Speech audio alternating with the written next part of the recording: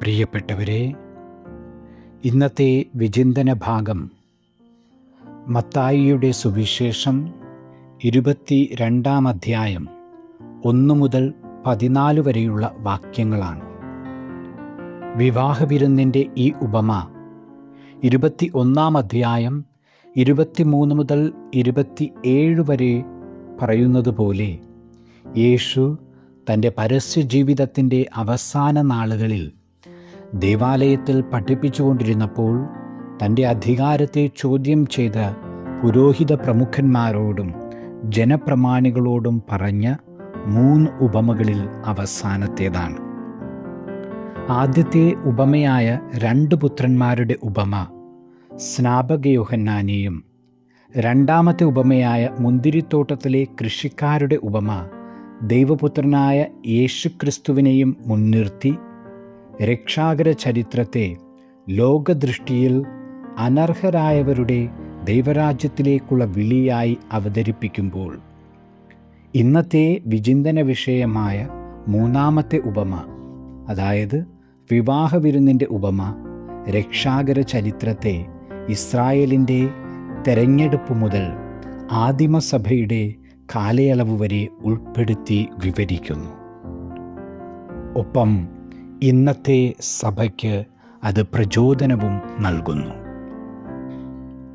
22 അധ്യായം 1 മുതൽ 14 വരെയുള്ള ഇന്നത്തെ ഉപമയിലെ 1 മുതൽ 10 വരെയുള്ള വചനങ്ങളെ 1ാം ഭാഗമായും 11, 12, 13 വചനങ്ങളെ 2ാം ഭാഗമായും 14ാമത്തെ വചനത്തെ സന്ദേശമായും വേർതിരിക്കാനാകും.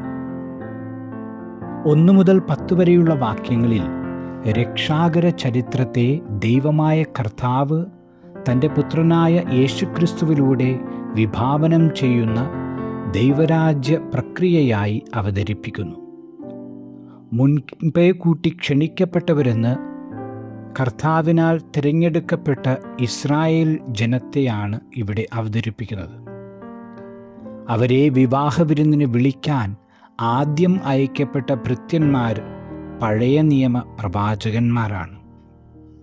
എല്ലാം തയ്യാറായി കഴിഞ്ഞ ശേഷം വീണ്ടും ക്ഷണിക്കപ്പെട്ടവരെ രാജാവ് സ്മരിക്കുന്നു. അത് പുതിയ ഇസ്രായേലായ സഭയാണ്. രണ്ടാമതായി അയക്കപ്പെടുന്ന ഭൃത്യന്മാർ അപ്പോസ്തലന്മാരും.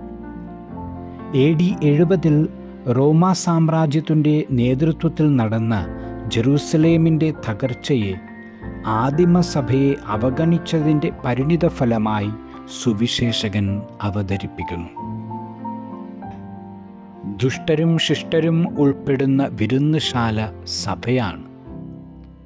കളകളും വിളകളും ഒരുമിച്ച് വളരുന്ന കൃഷിസ്ഥലം പോലെയും എല്ലാത്തരം മത്സ്യങ്ങളും ഉൾക്കൊള്ളുന്ന വല പോലെയും സഭ രാജവീതിയിലെ പ്രമുഖർക്കുള്ളത് മാത്രമല്ല, മറിച്ച് വഴിവക്കവലകളിലെ സാധാരണക്കാരും ഉൾപ്പെടുന്നതാണ് എന്ന ഉൾക്കാഴ്ചയും നമുക്ക് ലഭിക്കുന്നു. 11 മുതൽ 13 വരെയുള്ള വാക്യങ്ങൾ വിളിക്കപ്പെട്ടവരെയും തിരഞ്ഞെടുക്കപ്പെട്ടവരുടെയും ഗണമായ സഭയുടെ ജീവിത നിലവാരത്തെക്കുറിച്ചാണ് പറയുന്നത്. വിളിക്കപ്പെട്ടവരും തിരഞ്ഞെടുക്കപ്പെട്ടവരുമായാൽ മാത്രം ദൈവരാജ്യ അനുഭവം ഉണ്ടാകണമെന്നില്ല. ദൈവരാജ്യത്തിലെ വിരുന്നുമേശയിലെ വിഭവങ്ങൾ ആസ്വദിക്കണമെങ്കിൽ വിവാഹവസ്ത്രം കൂടിയേ തീരൂ. ഈ വിവാഹവസ്ത്രത്തെക്കുറിച്ചുള്ള സഭാപിതാക്കന്മാരുടെ വ്യാഖ്യാനങ്ങൾ ധ്യാനാത്മകങ്ങളാണ്. വിശുദ്ധ ജെറോം ജ്ഞാനസ്നാനത്തെ ക്ഷണമായും ജ്ഞാനസ്നാനത്തിലൂടെ നമുക്ക് ലഭിച്ച വിളിക്ക് നാം നൽകുന്ന അന്തസ്സാണ്, അതായത് ഡിഗ്നിറ്റിയാണ് വിവാഹവസ്ത്രമെന്നും വ്യാഖ്യാനിക്കുന്നു.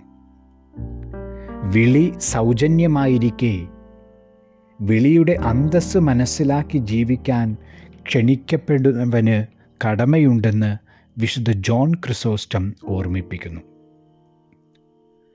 നമ്മുടെ ക്രിസ്തീയ വിളിയുടെ അന്തസ്സ് ഉപവിയാണെന്നാണ് വിശുദ്ധ അഗസ്തിൻ ധ്യാനിക്കുന്നത്. ഉപവിയാകുന്ന വിവാഹവസ്ത്രം ധരിക്കാൻ ക്ഷണിക്കപ്പെട്ടവർ മറന്നുപോകരുത്.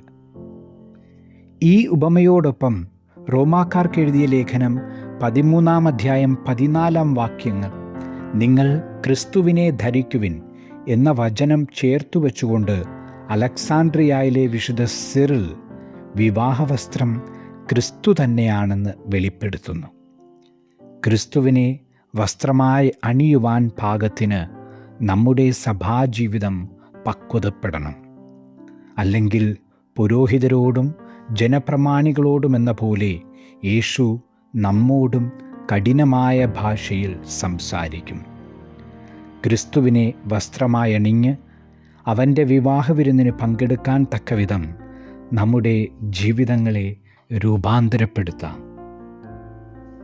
ഈ ഉപമയുടെ ഉപദേശം നമുക്ക് മറക്കാതിരിക്കാം. വിളിക്കപ്പെട്ടവർ അനേകം, തിരഞ്ഞെടുക്കപ്പെട്ടവരോ ചുരുക്കം.